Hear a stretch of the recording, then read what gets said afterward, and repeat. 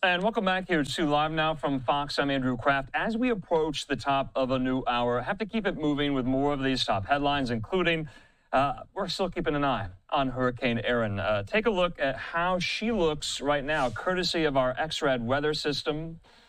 Still quite a ways offshore. Remember, we're not anticipating her making landfall at all in this weather event. You see the trajectory as in the next couple of days, she'll make her way out further eastward into the Atlantic there. But from what I understand now, she remains at a Category 2 level strength. But her outer bands are going to be lashing the North Carolina coast, especially the outer banks there. Fox Weather, they're all over this story. They have reports from down on the beach in Kitty Hawk. Hurricane Erin is charging north, whipping up tropical storm force winds and deadly rip currents along the east coast. Red flag warnings of dangerous surf are in place from Florida up through New England.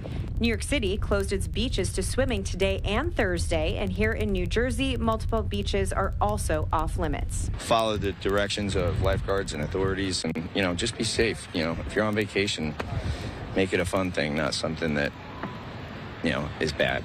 But the biggest threat will be to North Carolina, where dozens of water rescues have already taken place.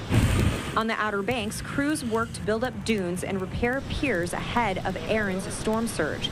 Forecasters say waves as high as 20 feet could wash out parts of the main highway. One of the things we try to do is take a couple of deck boards up. The theory is that the waves come in and hit the piling, and they'll go up, and that gives them a place to go. Evacuations have been ordered for parts of the region, and North Carolina Governor Josh Stein declared a state of emergency, freeing up resources for response and recovery efforts. Due to the proximity of the storm and how close it's going to be to shore here, I feel pretty confident that we're going to be all right as far as time goes. Erin Center is expected to remain far offshore, but dangerous waves are expected up and down the East Coast through Friday. In Point Pleasant Beach, New Jersey, Britta Merwin, Fox Weather. Britta, thanks so much. So still keeping an eye there on our X-Rad weather system.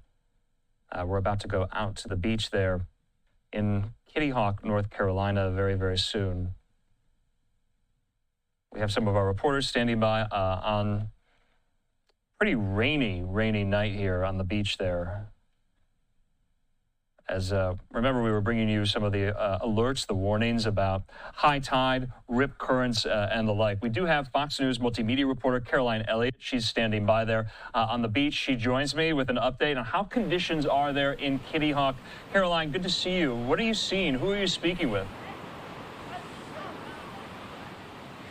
Good to see you, Andrew. Well, we can tell you in the last 10-15 minutes here, this wind has really picked up, as well as the waves behind us. Now, again, we know that on any normal beach day, these waves would be about 1 to 4 feet high, but right now, waves are much higher, and we're told by this time tomorrow waves could reach up to 15 feet high. So again, officials are asking people to not get in the water right now. We do know that Kitty Hawk is under a double red flag advisory, meaning people are not allowed in the water unless you have a surfboard. So again, as far as people we've talked to, Andrew, it's mainly been families here that are trying to have a vacation. They say that this is something that really they've saved up all summer for. They've looked forward to it all summer long, and then just like that, this is all part of the game of hurricane season. It has been completely ruined for some families, especially those down south in Hatteras Island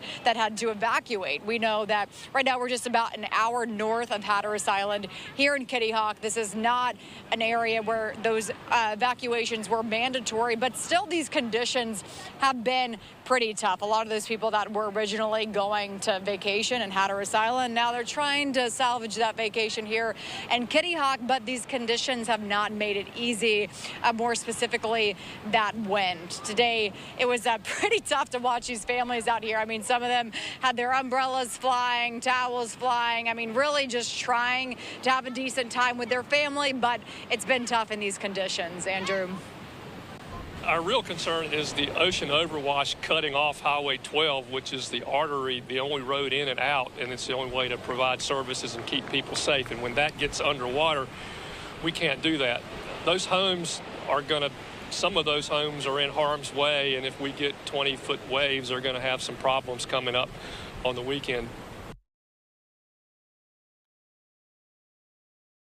Speak with the Dare County manager a little bit earlier. That's just the gentleman you heard from, who said again he knows that Hurricane Erin will not make landfall officially in the U.S. This is an offshore event, but it will get close enough to the East Coast to still create some of those dangerous conditions, riptide conditions, and a higher tide than normal, and some areas flooding as well. So again, locals here say that, you know, they have seen worse, but still taking these warnings seriously in those areas. Andrew. All right, Caroline Elliott there live for us. Caroline, stay safe, stay dry. Talk soon.